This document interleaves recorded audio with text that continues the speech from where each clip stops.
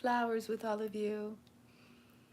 Stargazer lilies, roses, mums, a whole bunch of wildflowers. I grew up with these in Holton, Maine, actually Hodgson, Maine. We had them in the countryside, and they were huge. They were super tall, and they're just so beautiful. And it's a shame you don't have smell-o-vision. And there's this other flower that's hiding inside there. I love the smell of flowers, and I'm a wild child.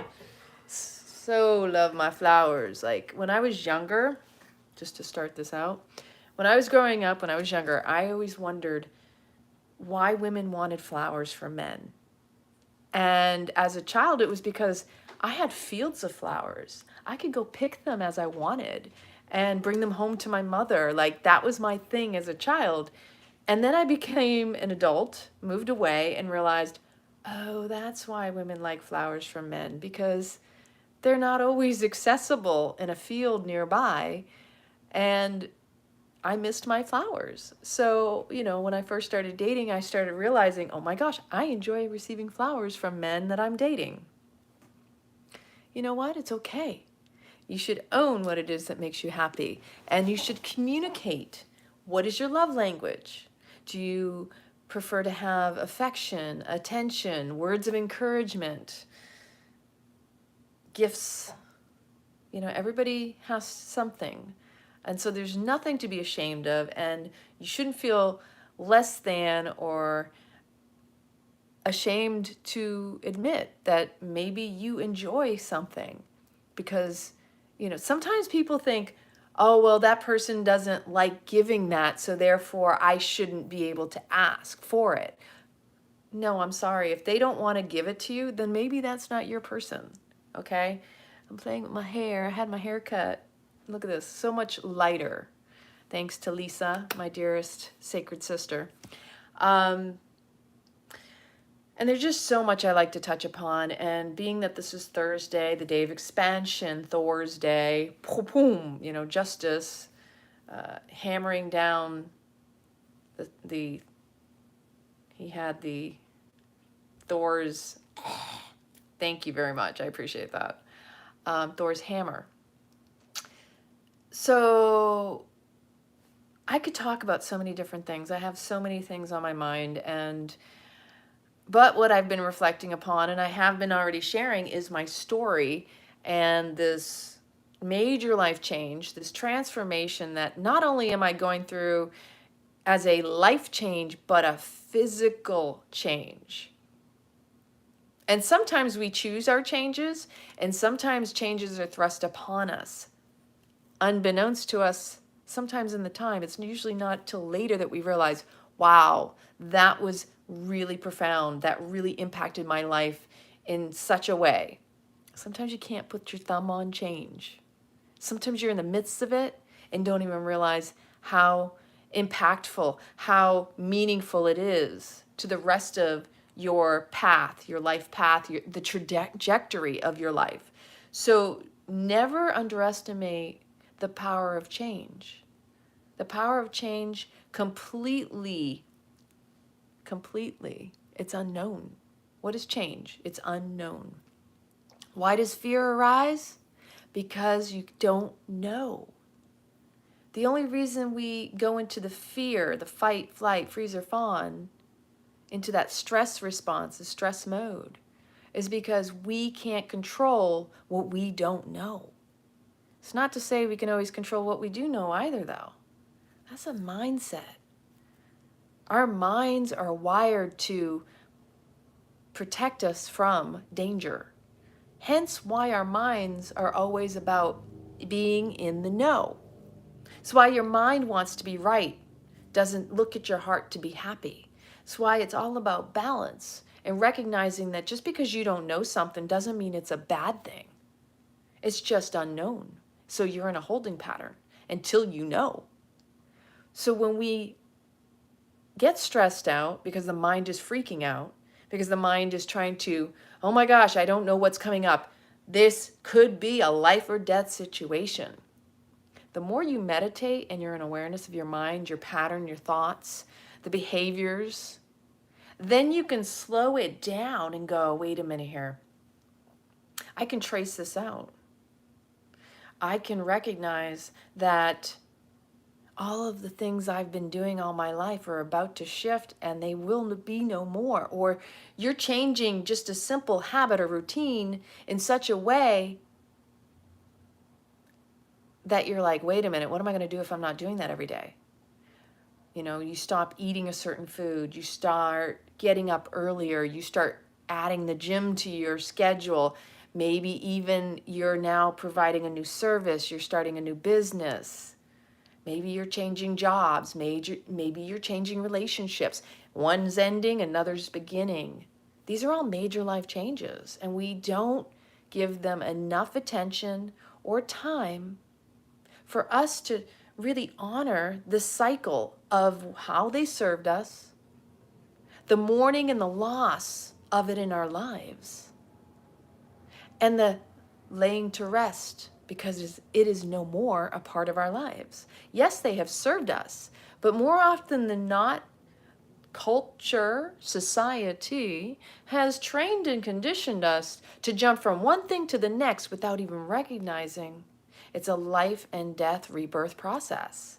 And with every death and rebirth comes the process and the cycle of mourning, of loss, of acknowledging the emotions that arise. When you don't give yourself the time to celebrate the wins, to mourn, to grieve the losses, you do yourself a disservice. But we hadn't learned this. We weren't taught this growing up. So this is where when we reclaim our lives and we start to acknowledge, oh my gosh, all of these different traumas in my past were just the result of me not honoring the cycles when I was going through them.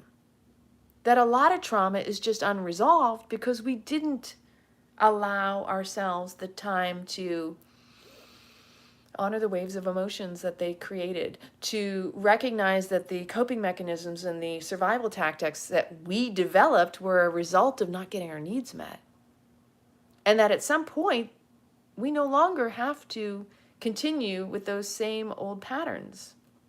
That they've outserved their term, their life, and that now it's time to start something completely fresh and new. So knowing this now, as adults, we are the parent of ourselves. Knowing this, that we do go through various points of many deaths during our lives, that it's necessary to celebrate it all. Because if it wasn't for each process, each cycle, each life, death, rebirth, we wouldn't evolve. Because in the midst of change, everything's being stirred up, shaken out. And when that's happening, being tossed up like a salad, we're essentially getting ready to be tossed into something fresh and new. So instead of allowing the mind to get all, oh my gosh, I don't know what's happening, like freaked out, we can tone it down and hone it in to acknowledge that, when it's major life change, it's an opportunity to get excited again, because this means it's bright, fresh, and new. We've never been here before. And yes, you will have emotions that arise that say, I don't know, this feels so uncomfortable, until it becomes comfortable. We have to feel the discomfort in order to feel the comfort. If you diss your comfort, the dissing of the discomfort, you end up with more discomfort. But the reality is, the more you're willing to sit in your discomfort, the more enjoyable the comfort will be, because you get comfortable with it. Get that? Try that again. It's only uncomfortable because you've never felt it before. Just like the person who's in an abusive relationship does not understand what it feels like to be treated well, because maybe they've always been abused with language, abused physically, mentally, emotionally. How could you know what it feels like to be treated well? And then when you are treated well, it's uncomfortable, which is why most people go back to what they know, because they've gotten comfortable in it. So unless you're willing to sit with what feels uncomfortable because it's unfamiliar, you'll never be able to evolve into the new. So it boils down to you acknowledging, I've never been here before. Oh, it's not bad for me. It's actually designed for me. It's an opportunity for me to ease into this new trajectory of my life, this new path. That's a beautiful gift, but most of us are being tossed in one situation to the next and never acknowledging the transition that's happening in the midst. The more we're aware of major life change, no matter how small or how profound, the easier it is to step back and go, okay, this requires compassion and patience. And the more you can exercise that with yourself, the more you can be present in the moment, the gift of the now, the easier that transition will be. But if you're trying to rush past it, don't even look at it, don't pass, like with open eyes, you're going to miss. You're going to miss the juiciness. You're going to miss the acknowledgement that this is what it is. And so then you're kind of like, I don't understand why I'm still feeling the trepidations or the resistance to it, because you weren't recognizing it was a transition from one to the next. The more you're present to the pause, the pregnant pause we call it. So there's life, there's death, and the pregnant pause is prior to that rebirthing of your new life. Just like when you breathe in, there's a pause in between and the exhale. The more you are present to the pregnant pause, the in-between, the transition, the more you'll appreciate what comes out of it. Instead of trying to skip over all the stages. Every stage is relevant, important, and needs to be honored and appreciated. Because that is what makes the cycle of your life that much more impactful, is your willingness to be present to the gift of every moment in the now so you don't miss a beat. If you miss a beat, you may be on repeat. So being present allows you to capture every beat, and you get to make your own music. So you can dance with it and not miss a beat and not be on repeat. Because when we go through these lessons, these experiences in our life, we don't want to be repeating them. We want to be on cue, on beat. Like dance movements, we don't want to miss up on our dance movements when we're learning new steps, right? So when we learn those new steps, we want to be able to rock and roll and move through it, allow them to carry us, let the beat carry us, really get into the rhythm of our own heart and soul. And when you really get tapped in and tuned into your own wisdom, your own body language, your own into me I see, your five senses, when you lose your mind, get into your senses. I heard that from Ralph Smart the other day on Infinite Waters. Love that. When you he said, lose your mind and get in your senses. And I'm like, that's brilliant. That's exactly another way of saying what I've been saying for a long time. It's not all in your mind. You think it is. It's all in how you feel, what you tap into, because the body's always telling on the mind. And what's out of alignment in the body is just a reflection of what's misaligned in the mind. So get out of your BS, your belief systems. Your BS is BS only because you haven't confronted what you believe. And everything you believe is a thought on repeat. So you keep thinking something over and over again, that's what creates the record playing your belief system. And unless you're willing to confront your beliefs, you'll be stuck in BS. And you have to call out your own BS. So when you are going through major life change, there's a good chance your belief systems are about to get disrupted. And you know you're on the right course when you're able to discern what has no longer been able to carry you through and is being reworked So you may be challenged in your belief systems, but that's a good thing because it may be time for an upgrade. And when your belief systems are being upgraded, that means they've served out their course and it's time to create new ones. And so as I've been asked, so many people ask me, why are you getting your breast implants removed? Well, there's a few reasons. The first one was last year I had a car accident and I started receiving like pains. So I had pain in one breast, and then as I was feeling the other breast, I was feeling ripples or what didn't feel right. And so I went to the doctor and I asked to have some MRIs done, and when they did them, they weren't able to discern whether or not it was a definite rupture or if it was a fold. And I said, okay, well, there are a couple things in all this. I'd been thinking about this for a while. Did I really want to have them fully removed? Did I want to have them replaced? You know, because these are thoughts that go through my mind, and this is a life that I'm having to reevaluate. Are they really a part of who I am anymore? Because that's a big question that came up was, you know what, these don't represent me anymore. These represent an old life and an old mindset and belief system that I had. The belief that I needed to have the hourglass figure based on the fashion industry, advertising and marketing. I'm not saying anybody is wrong for what they choose. Everybody do what you got to do. I'm not here to judge anybody else. This is my experience.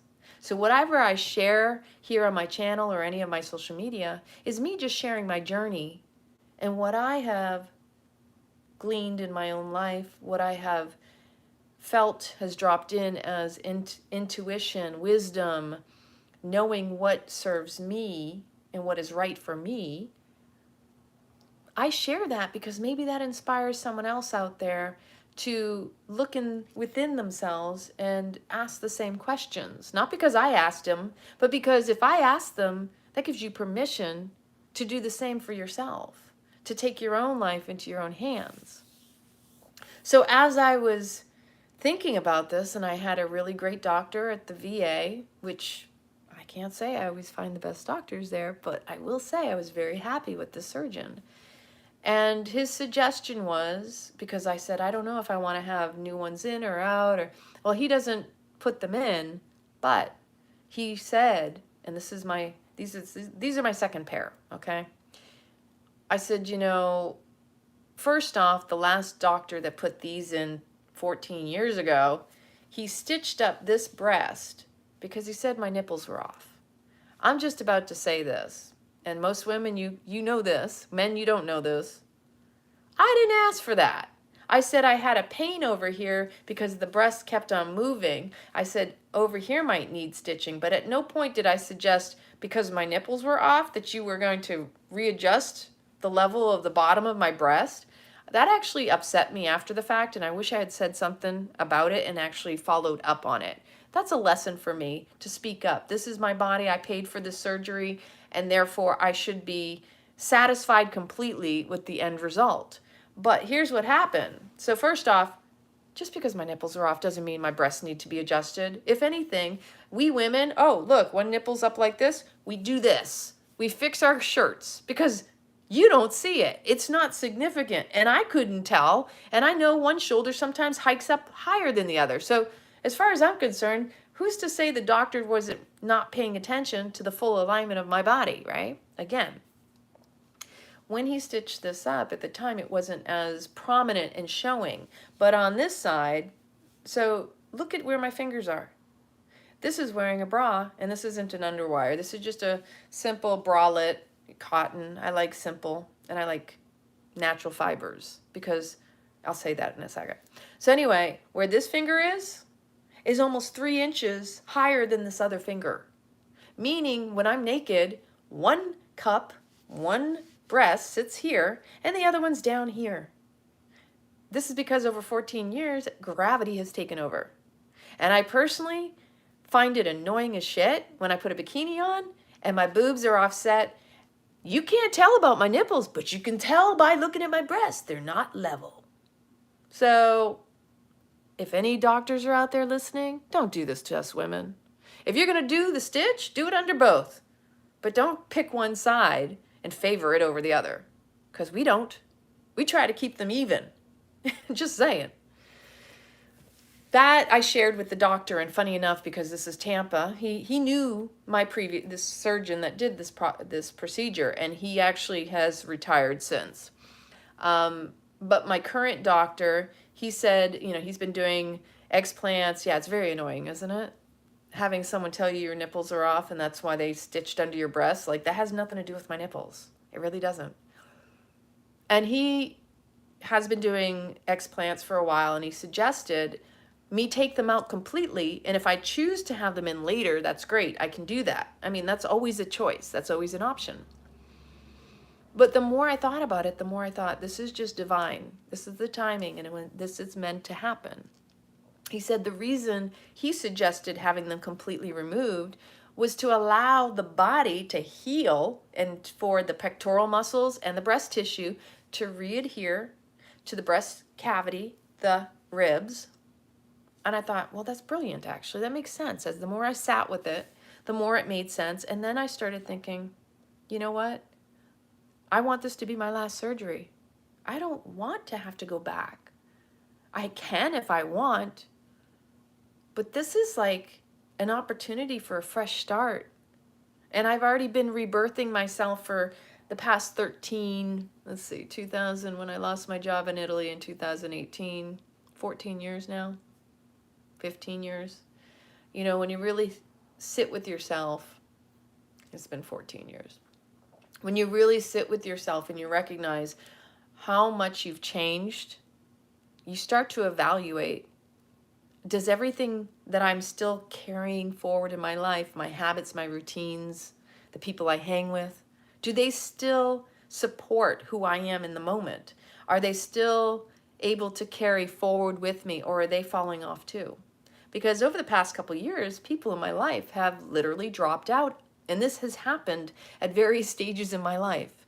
That when I am going through a major life change, I'm leveling up, I'm getting ready to take it to another platform, another level. Like, literally, I'm about to do some powerful things in my life. And so therefore, I'm like, this no longer represents who I am and what I want to portray to the world or project out when people meet me. Sure, I'm grateful I had them. I don't have any guilt or remorse or regret because this was from a different part of my life at a different time. At the time when I got the breast implants, I was easily influenced by Hollywood because I used to play in the acting and the modeling world. When I was in the military, I wanted to be able to fit into the clothes that I had instead of always having to have them tailored. Because what do?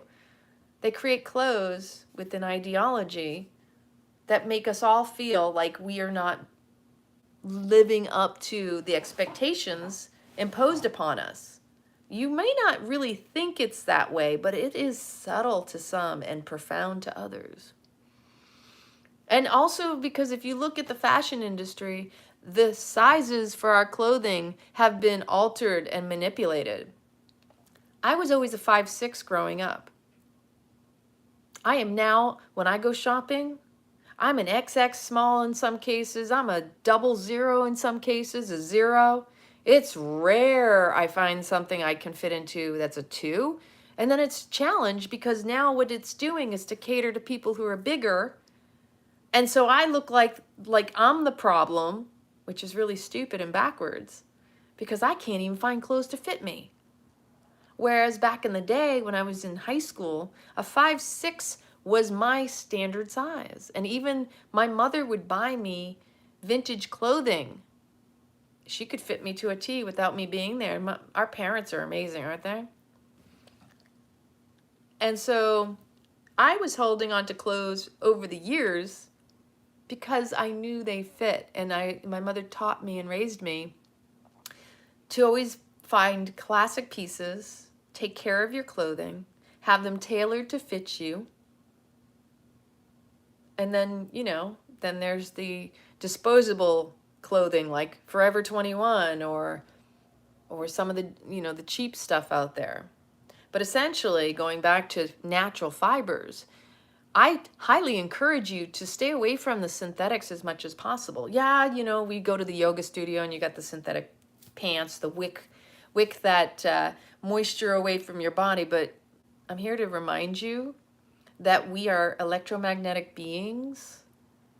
And so when you put synthetics on your body, you weaken your magnetic field. You may not realize that. So I like having cotton against my skin. Haven't you noticed when you wear synthetics, it keeps the moisture in, it keeps the heat in, and in some cases it keeps you overheated, which is not always a good thing. You should be able to breathe. Your skin was meant to breathe. Your skin is your largest living, breathing organ. So whatever you put on it should be edible and breathable.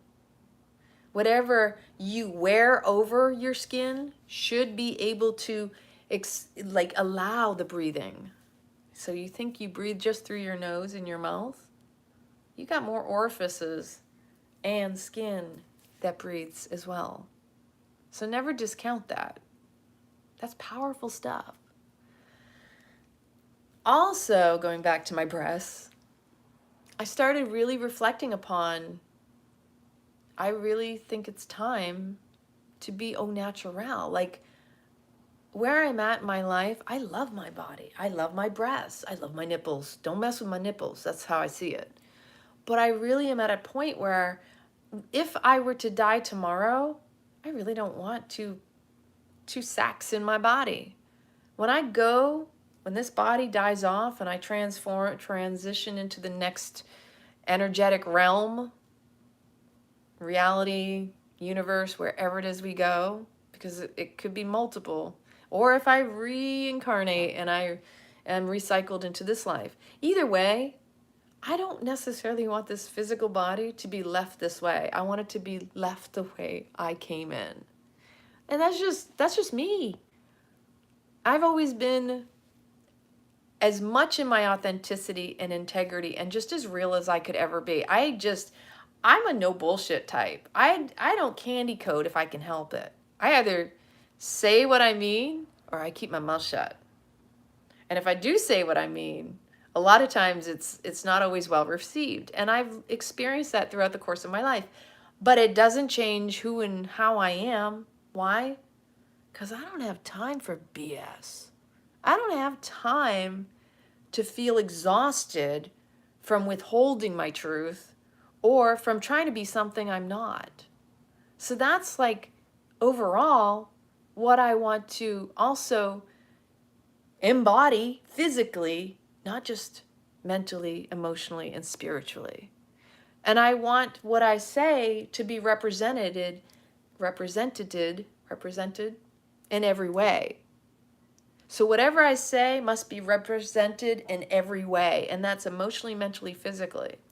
So I want my body to also reflect my words, my actions, my beliefs. And this isn't a projection, this is just me embodying me. And that's really the inspiration I want for everyone out there, for this to touch your heart and soul, for you to be the best and highest version of you. Because that's what we came here to do, is to be the highest, to represent our souls. And all of that has been about reconditioning our minds, to tapping into our breath, that mind-body-spirit connection that allows us, that Holy Trinity, to really tap into the wisdom of our soul through our intuition, through our 5 senses. We have 5 senses. That's how we feed and nourish ourselves, through the eyes, the nose, the ears, the mouth, the taste, the touch. That's what heightens our intuition. That's what taps us into our wisdom. That in order to know anyone around you and when they're pulling one over or fast one on you, you need to embody you. You need to know you so darn well. From the good and the bad, the beautiful, the ugly, the bits, the bites, the trues, the false, the dark, the light, the yin and the yang, your feminine and your masculine. You need to be whole. Because when you know even your deepest, darkest secrets, and you're not trying to, that's not me, resist it or or push it away, the more you embrace every aspect of yourself, the more others will embrace you. And they won't see just the pieces because you're whole. When you're fragmented, people only see pieces of you, and you yourself are feeling lack. So in order to be whole, we have to embrace and embody it all. And it should represent everything about you that's authentic and true to you. If there's something that isn't, it's time for that to be washed away. Then again, that's a major life change, whatever that is. But this is the best time to be going through what the world is going through, a whole rebirth right now. And it starts with you. It starts with me. We want to be the change we wish to see in the world. We have to start within. Then it'll be reflected out. But if you're going without, something within is being suffocated. Something within is dying a slow, painful death. And so here we are in the midst of major life change, each one of us going through something. You can probably put your thumb on it. Maybe you can't. Sit down and journal it out. But recognize the mind and the way it creates stories. And confront your BS. Those belief systems. I'm telling you, first off, belief systems are our biggest addiction. Why? Because we want to be right. We rarely work on the let's be happy. Where's the compromise? Where can I find more joy and bring more joy to the world? Where can I inject more life? What is it I need to honor within myself? What's arising? It's easy for me to say, oh, this will be easy. You know, I'm all set. I'm prepared for this. But the closer I get, and just like anything for me and in my life, when I am going through major life change, I'm like, oh, that's what's rumbling up. I'm afraid of this, or maybe I'm afraid of that, or maybe I have concerns about the doctor doing the right thing, or maybe I'm concerned that maybe I have to change my mind last minute. Like, I have to be good with everything. And you, no matter what you're going through, have the final say and the final choice in what you decide to do. Don't let anybody bully you or try to shame and blame you, manipulate you into doing it at their will. If you yourself are going through anything similar to what I'm going through, like for me, I sat down, I shared it in the video the other day, going over some really powerful things where you really do need to do your research, know what an N block is, know what a total capsulectomy is, know what you want the results to be, as opposed to accepting whatever the doctor does. Like, don't just be like, oh, because when I first spoke to my doctor, yeah, I feel comfortable with him. But at the same time, I even was like, is there anything else I need to know that I'm not thinking of asking? No, it's all good. I'm just going to go in there, take the implants out. Didn't talk anything about pathology, the pectoral muscles, if they would need repair. Didn't even call it anything, just removal. So then when I asked the nurse the other day, she had to go back and ask some questions, and I kind of wish I'd had the talk with the doctor, but I will see him next week. And you know, if I don't feel comfortable, I can change my mind. There's nothing wrong with changing your mind, even if it's last minute, because if something's unsettled, you do yourself a disservice and an injustice if you don't listen to your intuition. If you do not trust what's coming up for you within you, you need to feel 100% aligned and calm and be able to discern, okay, there's something here signaling within me, and maybe I need to honor that and step back and reevaluate the situation, because whatever's coming up is a signal, is a cue, and only meant for you. So whatever your body is communicating to you, because the body speaks, the body is always cueing you in only the language that it knows you will recognize. So as I'm getting closer, my surgery is Tuesday morning. It is now Thursday. Yeah, as I lay in bed, I'm like, wow, this is like kind of spooky, because I'm realizing, I mean, as we get older, we don't want to go under the knife if we don't have to. And when I had my appendectomy, that was like seriously life or death. And last minute, that was me being thrown in the mix of major life change, having an organ taken out of my body. And at the time I had no idea, but I thought it was my IBS. I actually sensed that was the only thing it could be. And I was in so much pain at that time. I literally was in pass out pain, because your body kicks in. It creates all the hormones to protect you as much as possible. That's what they do when, when the body goes into birth, when the body's in pain, it produces a cocktail to support you. And sometimes that means it's going to make you pass out, because it's the only way it's survival. Your body is designed for survival. Never think your body isn't capable of doing what it needs to do, because it is meant and designed to support and protect you. And so it's a mind-body connection. And when you can tap into the breath, now that'll bring you that much closer to it all. And that will that'll make your soul radiate even more.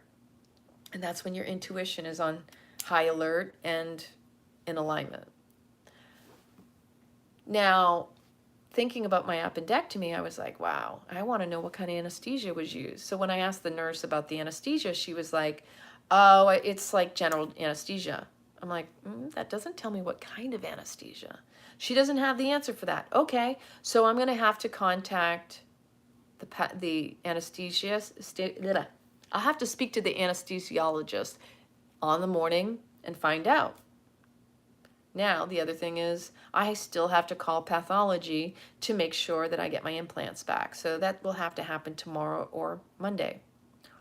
Because I don't necessarily just want to leave my implants and let them go. Like, I want to be able to use that as a teaching example, as an opportunity also to see how they turned out. I'm curious. And to also get the full spectrum of what tests they run when they send them off to pathology. The whole point of sending them off to pathology is to make sure there isn't any existing, or just to test also, to know fungi, bacteria, mold, any type of cancer cells, any type of leftover toxins, health risks. It's a process. It's a process. And so I'm like, okay, not to mention going under the knife. This is my heart. So the other reason I'm having these taken is so that I can literally take the weight of this off of my heart. And I never correlated, because a lot of people don't think about, has this caused me breast illness, breast implant illness, BII? You'll hear about it. Do they? Are they the root cause? Because doctors don't connect dots. There's more of a dismissiveness with women, and when we speak about, I intuitively sense this is a problem. For years, for generations, they've tried to turn it and flip it around on us, and us women, we're more intuitive and more in tune with our bodies, because we're the ones who give birth. And as a result of knowing our bodies, we've been told we're crazy, we don't know what we're talking about. Are you fucking kidding me? We know more. And we don't have to go through medical school. We don't need to go through any type of degree training or physical training or any type of human anatomy. Because the truth is, most of us that are tapped and tuned into our bodies, and I have done a lot of research, we usually are present with our bodies, and we do our own due diligence and research.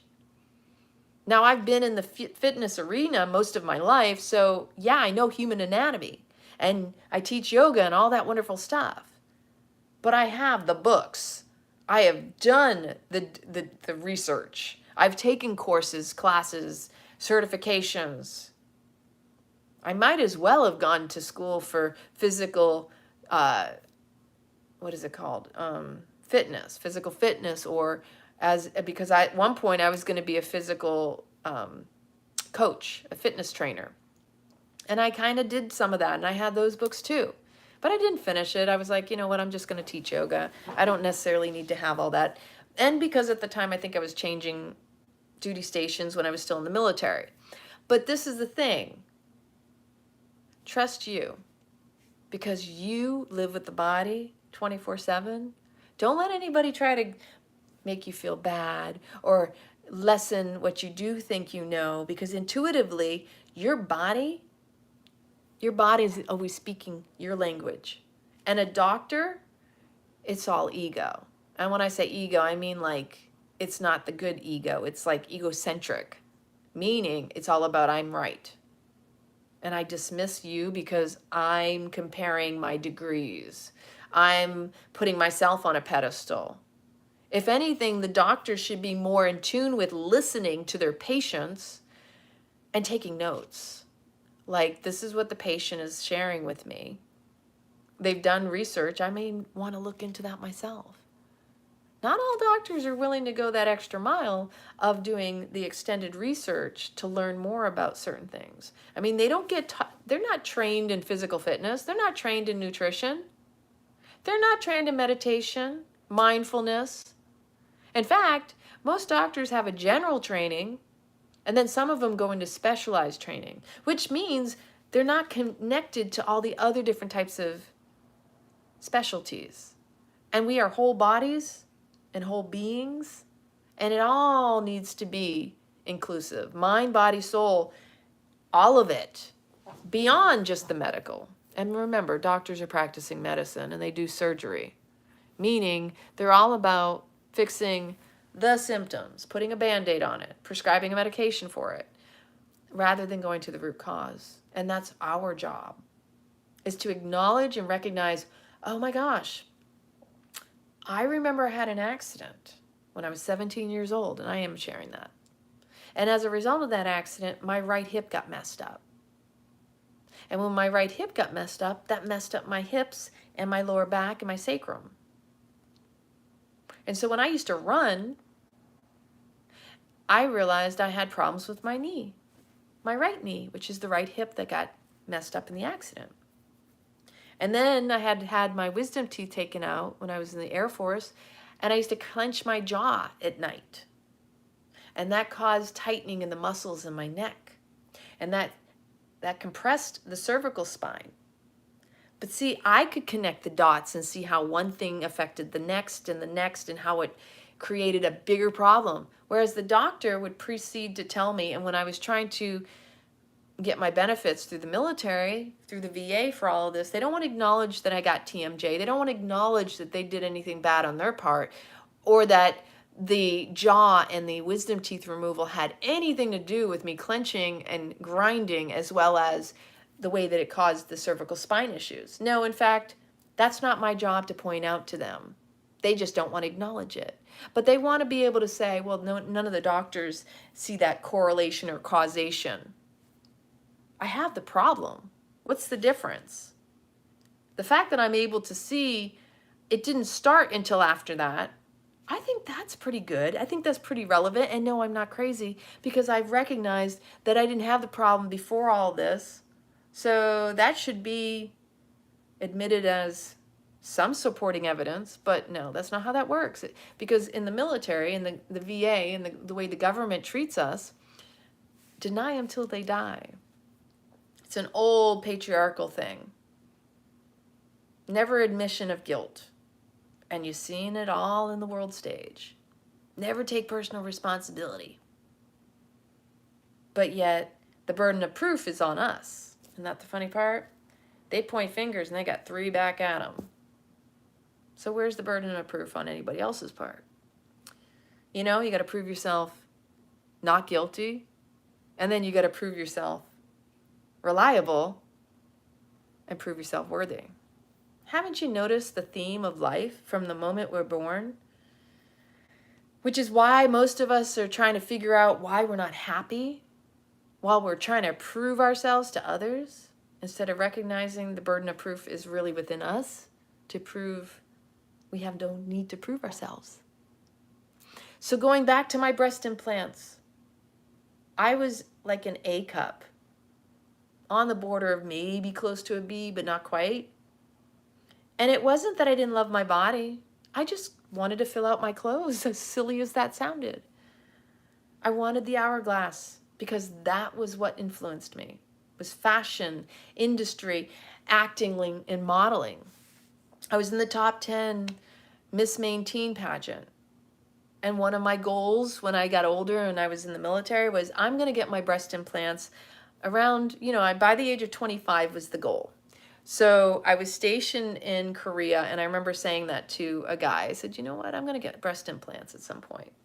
So when I was stationed in D.C.,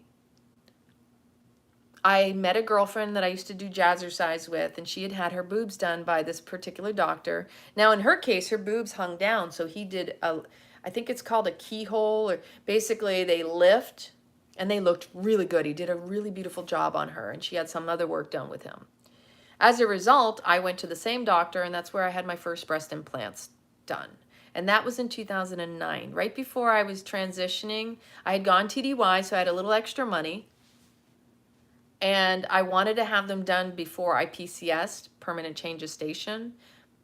And the only thing that I felt uncomfortable with was at the time, the office I was working in as a database administrator, I was working with Oracle databases, and I was training other people.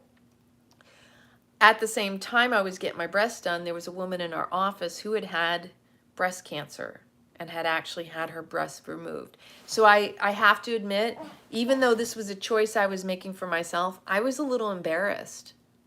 I had a little bit of this internal wow, here I am getting breast implants, and this woman who's beautiful and she was an older lady, she was a government civilian, and I was embarrassed to even admit that I had my boobs done around her, because I'm like, am I taking something away from this woman?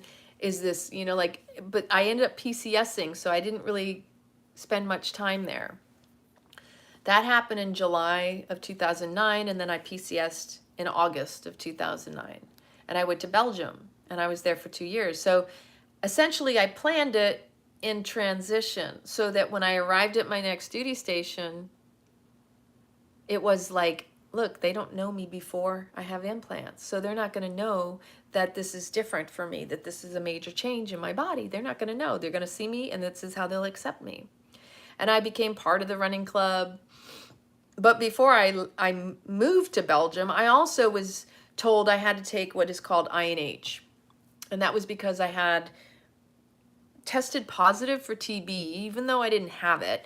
They had also done a chest x-ray and said, well, your chest is completely clear, so that's not a problem. And I'm like, why am I having to take medication to clear something up that you're saying that I don't have?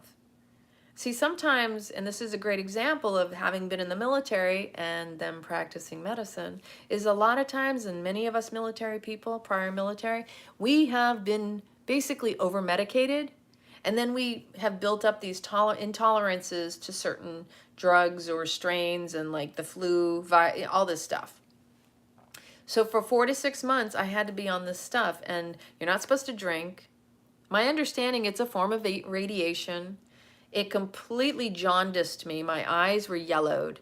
It messes with your liver. It messes with your immune system. Now, because it all happened around the same time I had my breast implants, I wasn't thinking about how that impacted anything because I was still healing. And I had to check in every month, I think, in Germany when I would have them prescribe me. This stuff was disgusting. I just remember I was so nauseous, and it made me so sick. Now, and it made me gain some weight because I wasn't quite as active as I usually was. And here's another funny thing. When I got to Belgium, I developed allergies.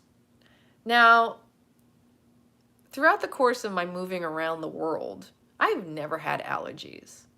But when I got to Belgium, and I used to hear this everywhere I went, oh, if you didn't have allergies before here, you will develop them when you get here. And I'm like, how freaking absurd is that? Like, it's not that the allergies happened because I moved to this place. It's that my body was weak. And because it was compromised, now I am having this effect. Something is having an effect upon me. My body is fighting, right? And it's not to say that it was an allergy, but maybe it was my immune system being compromised from the INH as well as the breast implants. I never put the two together. I never ever considered that maybe my breast implants were the cause of my allergies. Because then the next things that I was put on Flonase for my sinuses. I had a lot of sinus infections as a result after this. I also, if I were to sit here and go through the list of all the things that were developed, I would have a lot of brain fog. Yep. Brain fog. Then migraines. I had trouble sleeping, and I used to always say it was because of shift work. And I really am wondering if having these removed is going to make all the difference. And I'm really excited to check and see, because whatever results, I already feel like just when I made the choice, and as every night when I go to bed and I'm just being grateful to my body, and I'm just going through, sending love to all of my cells and just being very nurturing with me and my body, that I'm like, wow, when these are gone, I'm literally, the moment I chose this to have the surgery, literally felt and saw myself without them, but felt a huge weight lifted off my chest, energetically. And now it's going to be physically as well. So I know that there's something big here that's about to be removed, as well as the leftover stagnant energy of my previous life. Like, first off, I'm a Leo, cat of 9 lives, they say, right? I've had so many lives just in this one life, and I realize that this is a part of that last life. That is the last little bit that is now going, and that's exciting. So that's why I say this is like a major life change, and not just in the physical body, but in a lot of different ways. Because this releases this energy that may be that last little bit that was meant to go before I leap and launch forward in all that I've been working on that's behind the scenes. And you'll see. If you stick around, if you keep following me, you'll get to see. But ultimately, over the past couple years, actually more than a couple years, ever since Ridiculously Authentic, I lost a lot of my steam.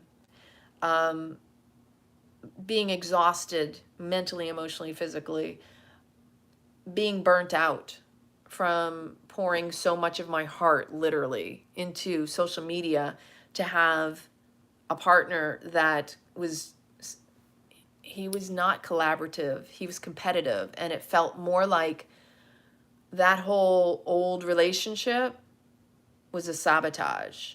Like, claiming you're working to support and uplift and promote me, and then pull the rug out from underneath me after I contributed just as much from so many angles. That's a part of this that's going. That's a huge part of this. Because ultimately, I feel like that energy got trapped in here, and I'm ready to let it go fully. And that's exciting, because during that time, I grieved my mom, and this is also like when you take something on, sometimes it's hard to let it out, to fully release it, that it may actually be a physical having to remove it. So those are just some of the things that have come up for me, like the Raynaud's. I have the cold extremity issue with Raynaud's, and I really believe that that's attached to this. Digestive issues, I've read about so many different symptoms and issues and diseases that women have immediately cleared up just as a result of removing their implants. And they never identified as having breast implant illness. I haven't. It's not until recently that I started going, wow, I never thought to connect those dots. Why? Because I've always had the chronic illness with the IBS, with the Raynaud's, with the allergies, with the brain fog, with the constipation, with the grinding, the cervical spine issues, the chronic joint inflammation, lower back, right hip, migraines, like the litany of things that I have been dealing with over the years. I never stopped to think that that could be my breast implants. In fact, if anything, it was more of the denial, right? How many of us want to deny that it's something that we really, you know, that's my boobies. You know, it's been a part of me for all these years. I don't want to admit that they're my boobies that are causing all the problems. And now I'm realizing, well, maybe they were. All this time, this foreign object has created issues that would have never been there had I never had them put in. But this is me just sharing with you that sometimes we don't give ourselves permission to see what's right in front of us, what's a part of us. And when we own it, then now it'll no longer own me because I'm letting it go. I no longer identify with them as being necessary to complete, to fix, or to make me feel whole, or to make me feel more of a woman, or to make me feel more curvy or attractive. Like, I didn't do this for guys. I certainly didn't do it to be more sexy to the guys. You know, like, I admit I get all sorts of unwanted, unwarranted attention because of them. It's like, I didn't fucking ask for that shit. I did this for me. Sorry. These aren't for your enjoyment. These are mine. As silly as that may sound, and other women out there may also relate to that, but it's funny because I already had nipples, and I already told you that nipples tend to attract the babies. You know, they're... But the truth of the matter is, a lot of times I get some people dropping in my DMs acting like, oh, honey, oh, baby, oh, you know, like with all the sexy talk. And I'm like, I'm sorry, it's not attractive. Please don't do that to me. I deserve respect. And as far as relationships go, this is a temple, ladies. You know, don't let a man shame or try to manipulate into your body. If he doesn't see you as a beautiful package and a gift, patient and ready and willing to unwrap you in the perfect and divine time, if he's trying to shove it in there, get it in there, tell him to fuck off. This is your body, and your body's a temple. And you are a goddess. And you should be treated with respect, adornment, adorning. Like, a man should understand that, you know, there's truth in saying a happy wife, a happy life. If you respect and honor a woman instead of try to conquer her and lay her down in the bed and stick it in, like, you lost it. Because in the one hand, you might want to consider is if that's all you think you got to bring to the table, and you think that's all she has to bring to the table, first off, you're starting the relationship up on the wrong foot. Second, then you got no substance between the two of you. And both of you should be going in the opposite directions. Because sex should be an enhancement to the relationship. I know for myself, being a lion, being a Leo, I'm all about all of it. I can wait and will wait for the sex part, the into me I see, the intimacy. Because for me, I have already been in those relationships where I wasn't appreciated as much, especially when the sex came sooner. And therefore, as a result, it was like, well, what is this relationship about? Okay, it's just about sex, even if it's good. And in some cases, it wasn't. It's like, I would have been better off single, people. And I don't have a problem with being single. I would rather be single. I can take care of my own. But the truth of the matter is, I want to be with somebody who sees me as more than just a warm body in a bed. And this is the other thing about having these removed. It's going to put a lot of people in a position of, are you just looking at me for my boobs? Because if you don't like me after, then you were coming at me for the wrong reasons to begin with, right? So that's going to be interesting. And I've been sitting with that like, wow, You know, maybe there's a couple people in my life that are going to be like, oh, yeah, Lana, it's nice to see you. You're not the same person that I used to like, or, well, you know, and that's okay. It brings out people's truths, right? When you stand in your truth, then you start to recognize other people's truths. So when you own your truth, and it, you know, sometimes your light may agitate, you know, the demons within someone else, like, as we say in the spiritual community, sometimes your truth, it irritates their demon. Sometimes your light sheds light on their shit. And that's okay, because it's meant for you to recognize. And if they ever recognize their own shit and own it, that's okay too, because that's meant for them too. We like to think that everybody wakes up when they're meant to wake up, and it's not one of those, you got to go longer before you finally go, hey, did you get the picture? Did you get the memo?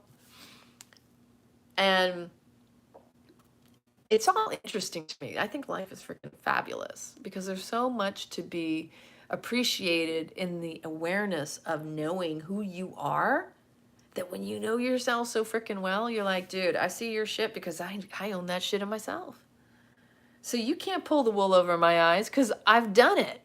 I've been there. I've thought about it. And I'm owning it so that you can't pull it over on me and that it doesn't own me.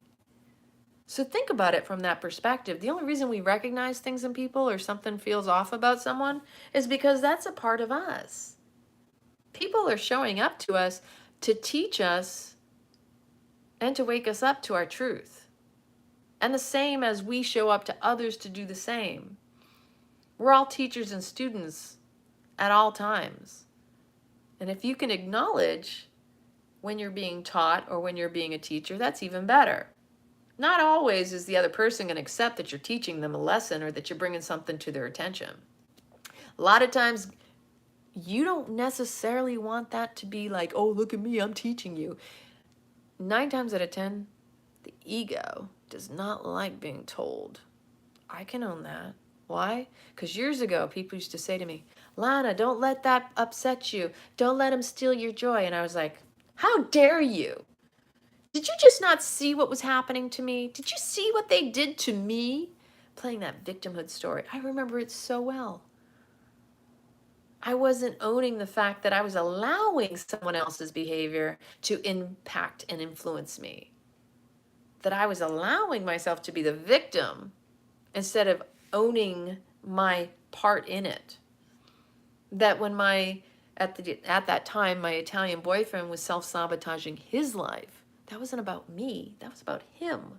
He was doing nothing to me. He was in his own shit. And that wasn't about me. But I was making it about me by complaining and acting like I had to fix or work with it, when all I had to do was own my own stuff and walk away, instead of constantly putting myself in a situation where I was upset about the outcome. That was my lesson back then. Don't let them steal your joy. Yeah, at the time it was irritating. It was downright offensive. How dare you tell me he's stealing my joy because look at what he's doing. No, now I look back and go, yeah, don't let them steal your joy means don't make it about you. It's not about you. And when you do that, when you make it about you, being the victim, you're being self-righteous. You're assuming, making an ass out of you of me, that others have to behave a certain way for you to feel safe, for you to feel a certain way. They're going to do them. Let them be them. Let them do them. You do you. Don't let people pull you out of your peace. Don't let them pull you into their trauma. If anything, the way I like to see it is the more you pump up yourself, the more you work on your breath work, you work on your physical body, the mind, body, soul connection, your spirit. The more you power yourself up, you charge up your battery, your electromagnetic field, your aura, your heart, pumping it up. And that means physical movement. That means dancing, getting out in nature, breath work, meditation, because meditation's the most important thing you'll ever do. Slowing down with the breath and meditating on the breath. The more you do that, the more you expand. This is Thursday. Thursday is Jupiter Day. It's expansion day. I was born on a Thursday. If I could tell you and really get it into your brain that the more you build and pump yourself up, because you are the free energy, they don't want you to know this. Free energy comes from us. We are the batteries. That's why they say where attention goes, energy flows. That's how we manifest. Because the more we focus on something, the more it grows, the more it becomes matter. That's why it matters. Because you gave it so much of your attention, your energy, that you created it into matter. And so when you get enough people believing in the same thing, all of a sudden that matter it's become form. So if you really want to affect the world, work on your energy, your power center. Because you can uplift the world, be the change you want to see in the world. Like Gandhi said, you work on you, and that will radiate out. If you are solid, grounded, and you keep your energy fluid and like the toroidal energy, because that's what it's about. This is your heart, which is your energy, your battery. The lungs are what pump it and keep it strong, because you have to oxygenate the blood, the brain, the organs, all of it. You are your own battery source. You are the free energy. They don't want you to know that you can heal yourself, that it's all about your frequency, your vibration, that you are a tuning fork, and that you can use your own sound, vibration, light codes, intonation. You may not like the sound of your voice, but you better start getting used to it. And resonating, making sounds, and just humming and making magic. You are magical. You are magical. You are a master manifester. But you need to hone in to your tone, hone in instead of tuning out. And don't allow people to hijack your energy. That's what you need to do. You need to hack yourself. Truly, into me I see. You really need to work on you. Don't worry about all the stuff that's going on around you, because if you can work on you, you'll affect that. And the more powerful you're being, you're radiant, you're harnessing all this energy. You know, they talk about protecting your energy. You don't need to protect it when you were that powerful. And that's where we need to be focusing next. Don't worry about protecting your energy. If you're beaming it out so strongly, you're going to cancel out anything that could ever come towards you or at you.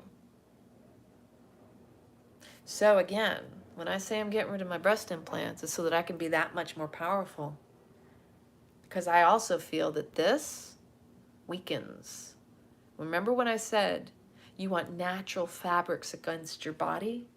I have synthetic boobs that have been right between my heart. If anything, I've dampened my own electromagnetic field, and I didn't even think about it that way for years. And as I communicate that to you now, if you are someone who has breast implants and you feel that your life is held back, your heart and your soul, it's only dampened because these aren't natural. These are man-made, and they're implanted in you. By choice, you can change that. By choice, you put them in. By choice, you can take them out. And if you're not ready, that's okay too. But just tune in and start to get to know you. As I realize that these are not natural fibers, that's all the more reason to remove them. And that is why I say that it will feel literally like a huge weight off of my chest. And I have had breathing issues over the years. So I imagine my breath will become that much more powerful and stronger. That I will feel my heart pumping even more powerfully. and that I will radiate out a stronger electromagnetic field, that people will feel me even that much more powerfully. And you can tell me after I do my first videos. But this is my intuitive sense and my deeper connection to who I am, is knowing that it's time to go. And yes, I'm mourning them, but I'm also celebrating it too. Because I'm celebrating the fun I had with them. I'm not denying any of it. Yeah, they've been fun. Had a blast. And I'm going to have a lot more fun too without them. And I even imagine, not only, like I told you, I believe this is also causing the problem in my shoulder, in my thoracic back, because in the very, very back of my back, I've had a lot of pain. I also think it's going to fix the problem on this shoulder, my lower back, my neck, my sleep. I can't sleep with my hands across my stomach without my hands and extremities going numb. I have to sleep with my arms out at my sides because of the pain and because my hands go numb. And that's just my awareness of my body. Ooh. If you're wondering what I'm drinking, I have to stir it up now. So this is Strawberry Fields from Escape Fruit Juice remixed with the lemonade, which is so delicious, and some apple. The lemonade has apple, lime, lemon, cayenne, and then there's lemon ginger shot in it too. Sweet and tangy. Spicy. Just like me. And so, after I have the surgery, I've had a bunch of people reach out. Are you going to be on pain meds? Have they done anything for the pain management? Here's what my plan is. Now, y'all know I've been doing whole foods plant-based since 2010. So now 12 years, I'm well aware of all the different protocols for detoxifying, zeolite, charcoal, sea moss. There's so much. There's clay, bentonite clay, and all that. But my plan is to fast, to water fast, and to juice. I don't anticipate taking anything for the pain other than breath work. That's how I plan on doing this. Now, after I had my appendectomy, I was taking some medical marijuana. I'm not going to be smoking. That's not something I even resonate with anymore. I personally, as much as I love edibles, I would only do full spectrum, because what I've learned over the years is I don't feel like I feel like there's been a deception in the medical marijuana field. Just saying. That if you are going to take a plant, it should be whole, and you should get all constituents. Not this, here's some THC, here's some CBD, here's a little this, a little of that. No, you should be getting the full range, like the RSO. So maybe I get some RSO oil if I need it for pain or to sleep. But essentially, my plan is juicing and water fasting, because I just want my body to come back to natural. And a lot of vitamin C will help. Also arnica, internally, externally. I have my essential oils that I plan on putting on the scars when I'm able to put something on the scars. I will have the drainage tubes. I'm not sure for how long exactly, if it's 3 days to 2 weeks. Hopefully I'll know about the anesthesia and it won't cause me hair loss like the last time. I feel really good. Right now, this is the best my hair has felt in a long time. And I just had over about a foot of it cut off. And it feels so refreshing and light. Yeah, I'm gradually just curious to see what resolves itself just as a result of removing these. And if you've had an explant, please let me know in the comments. What's your experience been? Because I really encourage, the more we share our stories, the more we're able to help others. Because when we talk about it, then others feel like they're given permission that it's okay, you can talk about it. Not that you need it, but sometimes just hearing someone else's story makes you realize you've got a story to share too. And I encourage others to share their story, because ultimately we're all here to support and to help one another. And sometimes that's just by inspiring one another through our story. Like if I share my story, maybe that inspires you to want to tell yours. My goal has always been to uplift, inspire, support, and empower others. It's always been my mission in life. I'm not here to take anything from anyone. That just me being me is in itself empowering to others and also giving of myself. That me and my story is basically here to demonstrate and to give you permission and to show you what you're capable of, not to take away from anything, because none of us can take anything from anybody else. What is meant for you cannot be taken from you. And even if you desire it, that means it's meant for you. There's plenty of everything to go around in this world. And sometimes we have to reevaluate what we think we want, because maybe there was this false implantation of what we thought we wanted because we saw someone else had it. And because they made it look good, something in us thinks, well, if I have that, then maybe I'll be better too. But here's something I want you to consider, and I shared this in my yoga class the other day.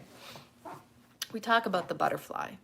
This is an obvious analogy and comparison, right? So the butterfly, it was a caterpillar first.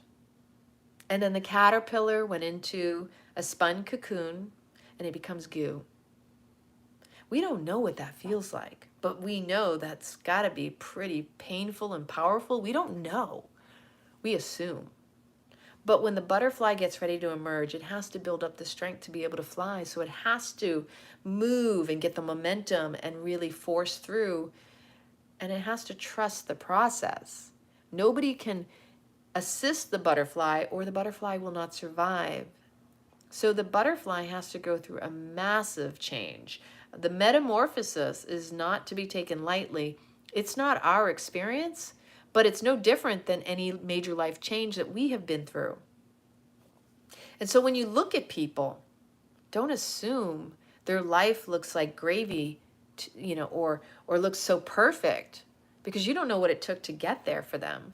Or that even if they're happy, they may give the appearance they've got it all figured out. They've got the perfect life, but they may be the most unhappy person because it's not fulfilling them. But you think that if you achieve what they have, that it'll fulfill you. So that's where sometimes we get hijacked with all this Hollywood drama. Because of our own trauma, we want the quick fix. We want something to make us feel better. And sometimes we think if we achieve that, we'll be better off. Just like this. If I have bigger boobs and I fit in my clothes and people will respect and, like for me, my dad used to think and say to me that I was anorexic, that I needed to put on weight because I didn't have a lot of boobs. And this was nothing against my dad. But then when I did have my breasts done, and I never told him, I showed up at the house one time. I was just wearing a shirt that fit. And he goes, "It's about time you put on some weight." And I was like, yeah, all I did was get boobs. And that's part of that perception, the conditioning of our cultures and society. That the idea that if a person doesn't have a body that's filled out, something's wrong with them. That's because of advertising, media, movies, Hollywood, the fashion industry. That if a woman doesn't have enough breasts on top, that she's less of a woman? No. And yeah, a lot of it's because of the way we hold ourselves and carry ourselves. But just because we're skinny doesn't make us, malnutritioned or have problems with our eating. That's a bunch of bullshit, because I'll tell you right now, I've always been a big eater. My Italian boyfriend used to say that I put fear in people. He's like, it costs less to take me shopping at Giorgio Armani than it did to take me out to dinner. And that was just a joke, and he actually that was a compliment coming from him. He loved how much I ate. He loved taking me to dinner because he knew how much I appreciated good food. So we always ate at amazing restaurants, Michelin rated. We went to some of the most amazing places when I lived in Italy and was dating him. But ultimately, you just have to recognize how much we've been hijacked into thinking based on what we see. And what I shared in class yesterday was, you know, we never stop to think about the flower, how it blossoms. We assume that because the flower is so beautiful, that there's no pain involved. Sit with that for a moment. It's no different than humans. So a person has blossomed. You don't think they had to go through any pain to get to the beauty or the success that they are radiating out and you're admiring? There's always going to be polarity. There's always going to be duality. There will be pain and there will be pleasure. And they should be equally celebrated and appreciated because they're two sides of the whole. So beauty is just as much pain as pain is beauty. It's all in the eye of the beholder. It's all in your perception. It's all in your BS, your belief systems. And with that said, I hope this video touched you in some way, shape, or form. And if it did, please leave me a comment in the comments. Go over and click the like button, the thumbs up. Subscribe to my channel, all of my social media. Follow me. I promise I'll do my best to inspire you, to uplift you, support you, and empower you, because that's what I'm here to do. Click the notification bell. And remember, I love you. Have an amazing evening. And share this video because there's someone out there that also needs to hear this.